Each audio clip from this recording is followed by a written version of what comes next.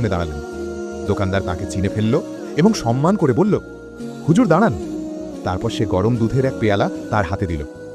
অলি আকাশের দিকে তাকিয়ে হাসলেন এবং বললেন, হে মালিক, তোর কুদরত অদ্ভুত। কোথাও চড় খাওয়াস, আবার কোথাও দুধ খাওয়াস। এ কথা বলা মাত্র লোকেরা দৌড়ে এসে বলল, হুজুর, যে আপনাকে চড় মেরেছিল সে ছাদ থেকে পড়ে মারা গেছে।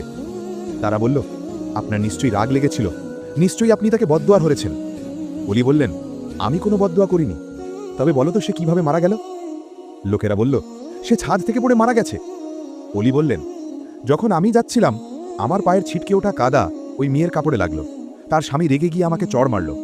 যখন তার স্বামী রাগ করল তখন সে বদলা নিল, আর যখন আমার আল্লাহ রাগ করল তখন সে তারও বদলা নিয়ে নিল।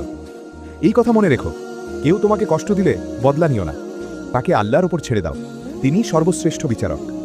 যদি এই ঘটনাটি আপনার হৃদয় ছুঁয়ে যায় তাহলে চ্যানেলটিকে সাবস্ক্রাইব